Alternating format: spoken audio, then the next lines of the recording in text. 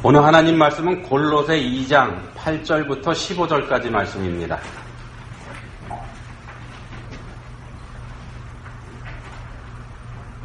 한 목소리로 읽으시겠습니다.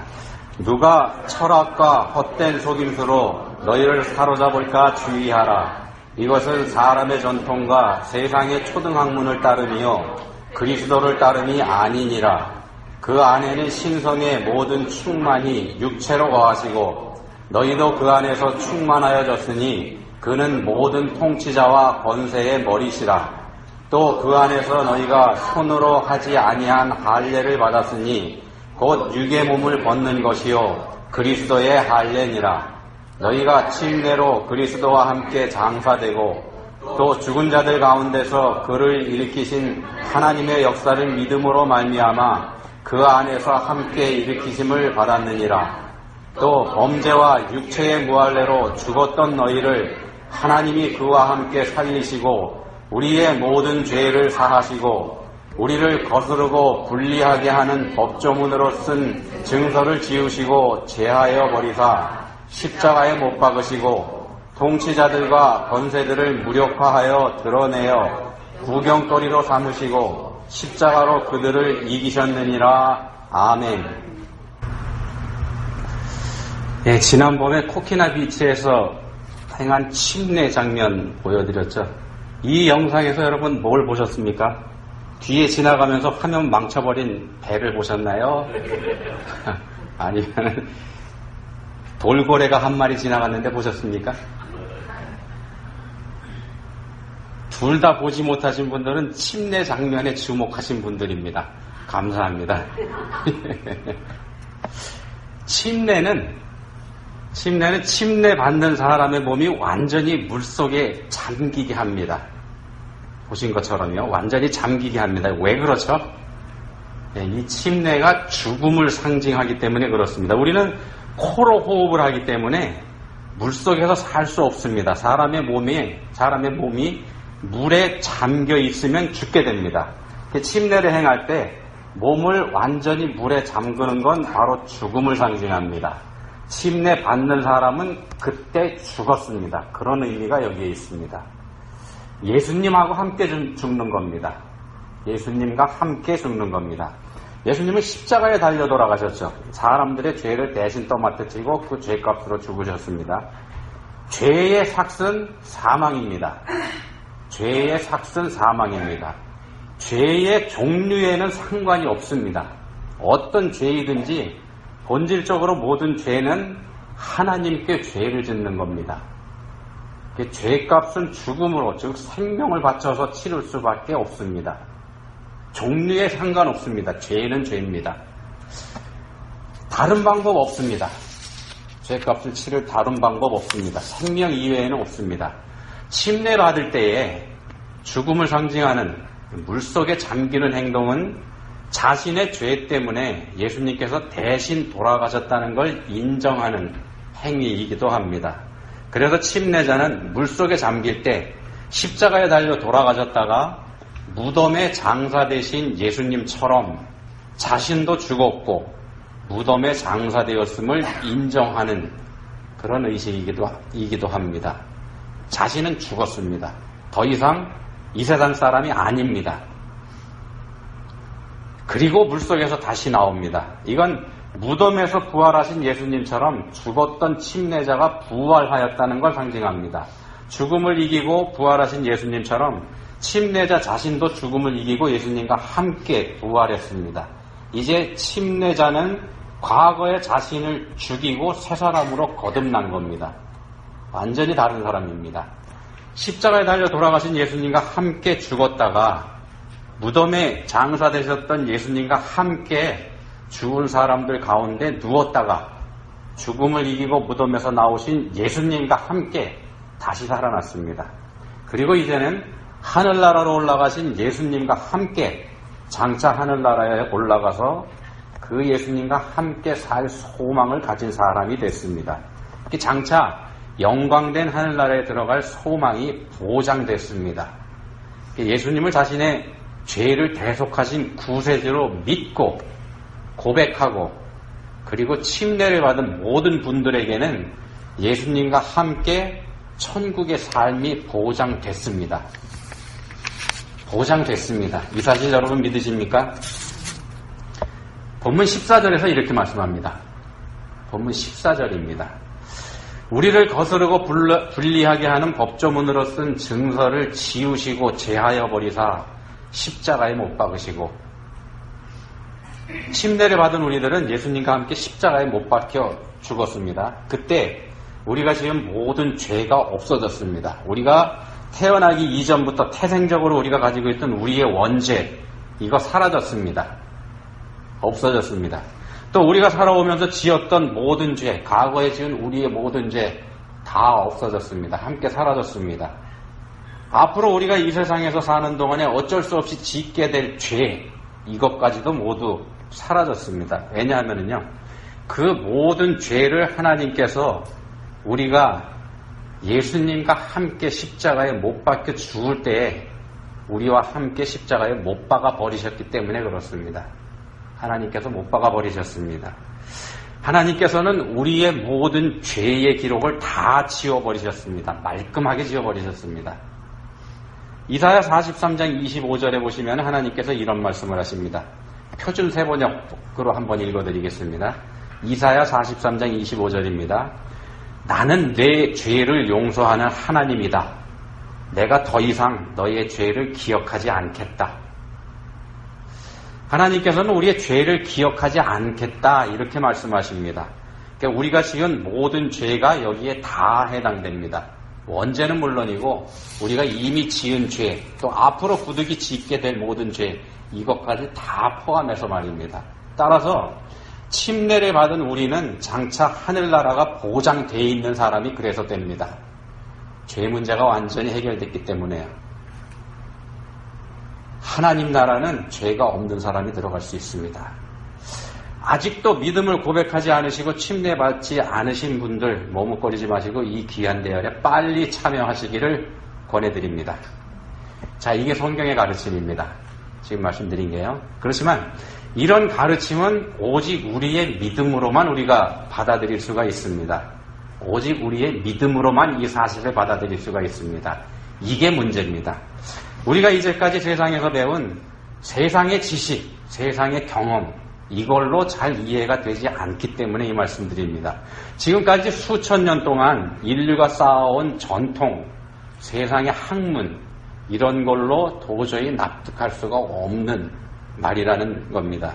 왜냐하면요, 이런 것들, 우리가 자랑하는 지식, 경험, 인류가 쌓아온 전통, 세상의 학문, 이런 것들이 비록 인류의 위대한 유산이라고는 하지만 이 세상을 창조하신 창조주 하나님에게는 초등학문, 즉 이제 막 공부를 시작하는 초등학교 아이들의 수준에 불과한 보잘것없는 것이기 때문에 그렇습니다. 예를 들면 박사님들, 교수님들, 이런 분들이 연구해 놓은 위대한 업적을 초등학교에 다니는 아이들이 이해하는 거 불가능하지 않습니까? 초등학교 아이가 대학 교수의 논문을 왈가왈부한다면 어떻게 되겠습니까? 초등학교 아이가 그 논문에서 자기가 읽을 수 있는 불과 몇 개의 문장만을 읽고서 그 논문이 잘못되었느냐 하는 건 이거 전혀 잘못된 것이지 않겠습니까? 그런데도 그 아이가 자신의 말이 옳고 교수님의 논문이 잘못됐다 이렇게 한다 그러면은 결과적으로는 그 아이가 주장하는 그 말이 거짓일 수밖에 없습니다. 본문 8절에서 그런 걸 가리켜서 철학과 헛된 속임수 이렇게 말씀을 합니다.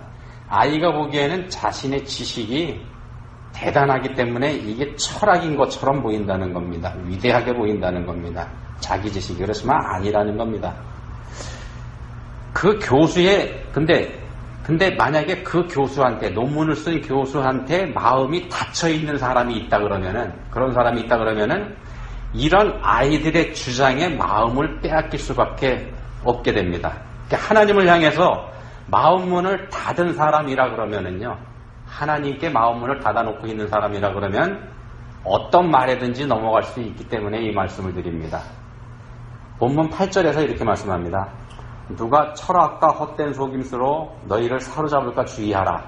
이것은 사람의 전통과 세상의 초등학문을 따르며 그리스도를 따름이 아니니라.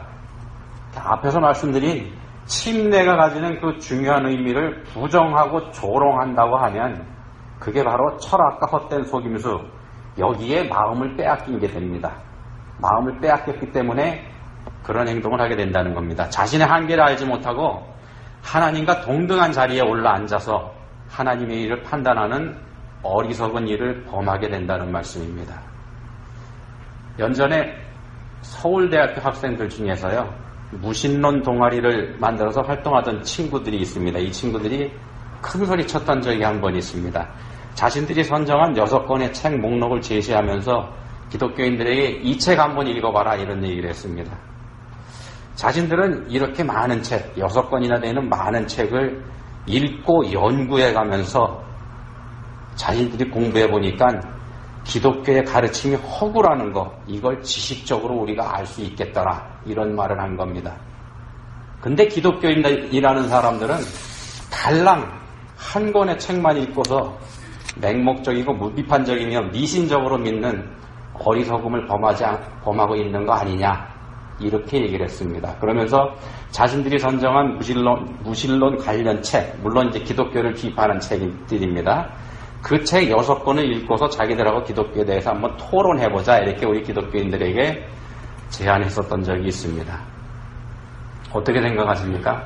대형 서점에 가서 보시면은 기독교 코너가 있고 책이 빽빽하게 들어가 있죠. 이 친구들한테 아마 그런 거 안 보인 모양입니다. 잘 모르니까 자신들의 마음에 드는 몇 권의 책을 성경하고 같은 자리에 올려놓고서 떠받든 그런 행동을 하는 거 아니겠습니까? 여러분들 잘 아시지만 성경만 해도 한 권의 책이 아니죠. 66권의 책이 하나로 묶여있는 그런 책입니다. 그런 사실조차 이 친구들이 몰랐던 것 같습니다. 그 세상에 철학과 헛된 속임수, 여기에 스스로 당하고 있으면서도 그런 사실을 미처 깨닫지 못하고 있기 때문에 이런 행동이 나옵니다. 이 안타까운 일이 아닐 수 없습니다. 출애굽기를 보시면은요, 출애굽기에 보시면 하나님께서 모세를 통해서 10가지 재앙을 애굽에 내리시는 모습 우리가 볼 수 있죠. 근데 여기서 재앙이 내리기 전, 10가지 재앙이 시작하기 전, 그리고 10가지 재앙이 시작돼서 두 번째 재앙까지, 여기까지 애굽의 요술사들이 모세와 아론에게 대항하는 모습을 우리가 볼 수 있습니다. 아론이 자기가 가지고 있는 지팡이를 바로 앞에 던지니까 이 지팡이가 뱀으로 변했습니다. 이때 애굽의 요술사들도 자기들의 지팡이를 던져서 뱀으로 변하게 만듭니다. 그러지 않습니까? 출애굽기 7장에 이 기록이 있습니다. 모세와 아론이 지팡이가 뱀으로 변하게 하는 이 이적을 행한 이유는 뭐냐 하면은 자신들이 하나님께서 보낸 하나님의 사람들이라는 걸 바로에게 증명해 보이기 위해서 이런 일을 했습니다. 모세와 아론이 원래 그런 일을 할 수 있었던 사람들이 아니죠. 그렇지만 애굽의 왕 바로는 자신이 데리고 있는 요술사들도 아론하고 똑같은 이적을 행하는 걸 보고서 마음을 닫아버렸습니다. 마음을 닫아버렸습니다. 당연합니다. 바로 입장에서는요. 애굽의 요술사들도 하는 이적을 보고서 모세와 아론을 신이 보낸 사람이다, 하나님이 보낸 사람이다 이렇게 인정할 이유 없지 않습니까? 세상적인 관점으로 보면은 그렇게 볼 수밖에 없습니다. 사도행전 8장에는요, 마술사 시몬이라는 사람이 등장합니다.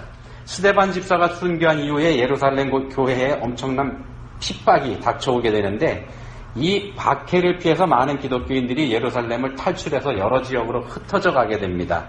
이때 7 집사 중에 한 사람인 빌립이 사마리아 성에 가서 복음을 전합니다. 귀신도 쫓아내고 중풍병자도 고쳐주고 또 걷지 못하던 사람을 걷게 하는 이적을 보여줍니다. 빌립 집사가요. 그걸 보고 많은 사람들이 빌립을 따르게 됩니다. 그 사마리아에서 유명하던 마술사 시몬이라는 사람도 침례를 받고 빌립을 따라다닙니다. 사마리아 사람들도 예수님을 영접했다는 보고를 들은 예루살렘에 있는 사도들이 베드로와 요한을 그쪽으로 보냅니다. 파견합니다. 그리고 사마리아에 도착한 두 사도, 베드로와 요한 두 사도는 사마리아 사람들도 성령을 받게 해달라고 기도합니다. 기도하고 그 사람들한테 안수하니까 성령께서 사마리아 사람들에게 임하셨습니다. 이 장면을 마술사 시몬이 다 지켜봤습니다. 그리고서는 사도들에게 돈을 주면서 그처럼 성령이 내리게 하는 능력 나도 행할 수 있게 해달라 이렇게 부탁을 합니다. 마술사 시몬은 성령을 사람이 마음대로 제어할 수 있는 것으로 이렇게 생각을 했었던 것 같습니다. 출애굽기에서 바로는 요술사들 때문에 마음의 문을 닫아버렸습니다. 요술사들 때문에 마음을 닫아버렸습니다. 모세와 아론이 행하는 기적을 자기 나라의 요술사들도 행하는 걸 보면서 모세와 아론의 그거 별거 아니다 이렇게 생각하게 된 겁니다. 하나님께서 하시는 일이라고 생각하지 않게 됐던 거죠. 결과적으로 바로는 요술사들에게 속은 셈이 됩니다. 자신들의 능력을 뽐내던 요술사들을 본 바로가 바른 판단을 할 수 없게 요술사들이 만들어버렸기 때문에 이 말씀을 드립니다. 이에 비해서 사도행전에 등장한 마술사 시몬은 자기 자신에게 속은 경우입니다. 마술사라 그러지 않습니까? 마술은 눈속임이지 않습니까? 눈을 속이는 재주가 뛰어나서 마술로 사람들의 마음을 사로잡았던 자신의 경험에 비추어서 병자를 일으키는 빌립집사의 이적, 이건 자기가 행하던 마술하고 차원이 다른 것임을 이 사람이 알게 됐죠. 그래서 시몬은 빌립을 따라다니면서 빌립이 행하는 표적과 능력, 이걸 유심히 지켜봐왔습니다. 자신의 관점과 경험을 통해서 그걸 봤습니다. 자신의 경험과 관점이라 그러면 눈속임이지 않습니까? 그런 관점에서 빌립이 행한 이적을 봤습니다. 그러던 차에 그것을 찾아온 베드로와 요한이 행한 성령께서 임하시게 하는 모습, 이 모습은 마술사 시몬에게는 정말 충격적인 장면일 수밖에 없습니다. 빌립 집사의 이적도 아직 따라하지 못하고 있는 자신의 눈에 베드로와 요한의 능력, 이게 과히 충격적이었다는 겁니다. 도저히 이해가 안 가죠. 그래서 시몬이 두 사도에게 돈을 줄 테니 그 길을 가르쳐달라 이렇게 나왔던 겁니다. 이런 시몬에게 베드로가 한 말이 사도행전 8장 21절 22절 말씀입니다. 베드로가 이렇게 말합니다. 내가 하나님의 선물을 돈 주고 살 줄로 생각했으니 내 은과 내가 함께 망할지어다. 하나님 앞에서 내 마음이 바르지 못하니 이 도에는 내가 관계도 없고 분깃될 것도 없느니라. 비록 시몬이 침례를 받고 빌립을 따라다니기는 했지만 이 가짜였던 겁니다. 빌립을 따라다니면서 뭔가 배워보려고 그냥 침례를 받았다는 걸 베드로가 알아본 거죠. 이집트의 바로도 사마리아의 마술사 시몬도 둘 다 속았습니다. 바로는 요술사들에게 속았고 시몬은 자기 자신에게 속았습니다. 그런데 이 두 사람을 속인 주체는 사실은 하나입니다. 바로 세상의 지식과 세상의 경험, 세상의 지혜, 이겁니다. 이 세상이 자랑하고 있는 지식, 세상의 경험, 세상적인 지혜, 이게 두 사람을 속였다는 말씀입니다. 이런 세상의 지식과 세상의 지혜를 손으로 한 할례, 이렇게 말할 수 있습니다. 우리가 받는 침례가 본문 11절에서 손으로 하지 않은 할례, 손으로 하지 아니한 할례 라고 말씀하는 거에 해당되기 때문에 그렇습니다. 왜냐하면 우리가 받는 게 믿음으로 받는 침례죠. 물론 궁극적인 의미는 우리 마음에 받는 침례, 마음의 할례를 말씀하는 거긴 합니다. 그렇지만 상대적으로 몸으로 행하는 할례에 비해서 우리가 믿음으로 행하는, 요즘에 행하는 우리의 침례, 이게 손으로 하지 아니한 할례에 해당된다는 말씀입니다. 우리가 살펴보는 본문 말씀이 골로새서에 있는 말씀입니다. 근데 골로새서는 골로새 교회에 침투한 이단을 막기 위해서 바울 사도가 골로새 교인들에게 써보낸 편지입니다. 그게 골로새서입니다. 골로새 교회에 침투한 이단은 혼합적인 성격을 가지고 있었는데 여러 가지가 혼합되어 있습니다. 그 중에 두드러지는 게 뭐냐 하면 유대주의와 영지주의였습니다. 유대주의는 손으로 하는 할례, 이걸 주장했습니다. 할례 받고 유대인이 돼야 된다, 이런 거죠. 영지주의는 신령한 지식을 얘기했습니다. 영적인 지식, 이걸 얘기했습니다. 둘 다 이단입니다. 예수님을 믿는다고 해서 무조건 구원받는 게 아니라 유대인들처럼 할례받고 유대교의 율법을 철저하게 지켜야 한다. 이렇게 주장하는가 하면은 또 한 가지 주장은 하늘이 주는 신령한 지식을 받아야지만 구원받을 수 있다. 그걸 받는 사람이라야 진짜 구원받는 사람이 된다. 이렇게 얘기했습니다. 그렇지 않으면 온전한 구원을 받은 게 아니다. 이렇게 얘기를 했습니다. 이거는요, 마치 이 골로새 교인들이라는 사람들이 이미 예수 믿고 침례받은 사람들입니다. 그런 사람들한테 이런 얘기를 했다는 겁니다. 이거 마치 우리 구원받은 기독교인들에게 예수를 믿는 것만 가지고 부족하기 때문에 뭔가 더 해야 한다. 이렇게 얘기하는 거하고 같습니다. 예를 들면 주의를 범해서도 안 되고 헌금 많이 해야 되고 어려운 사람 도와주는 구제활동 이거 열심히 해야지 된다. 그렇지 않으면 천국에 들어가지 못한다. 이렇게 주장하는 거하고 똑같습니다. 이게 우리가 언뜻 들어보면 맞는 말인 것 같습니다. 하나님 믿는 사람이라 그러면 거짓말해서도 안 되고 다른 사람 돕는 일 발벗고 나서야 되지 않습니까? 또 원수도 사랑하라고 하지 않으셨습니까? 이런 거를 지켜야지만 천국에 갈 수 있을 것처럼 우리가 생각이 된다는 말씀입니다. 그래서 우리가 혼동이 됩니다. 이 모든 것들을 지켜야만 천국에 갈 수 있다. 이렇게 착각을 하게 된다는 겁니다. 아닙니다. 그렇지 않습니다. 우리가 천국에 들어가는 조건, 다시 말씀드려서 구원받는 조건 딱 한 가지입니다. 한 가지밖에 없습니다.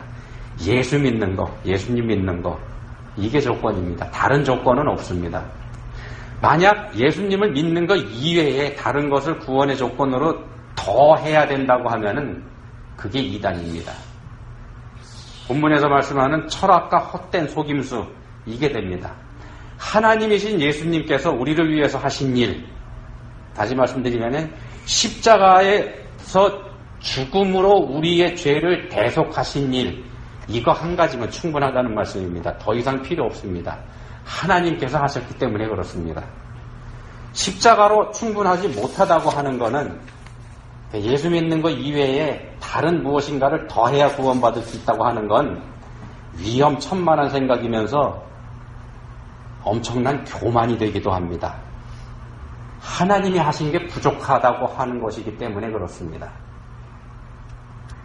하나님께 지음받은 사람이 그 하나님을 인정하지 않으면서 자신이 생각하고 있는 게 진리라고 주장하는 것, 이것만큼 교만한 일이 없지 않겠습니까?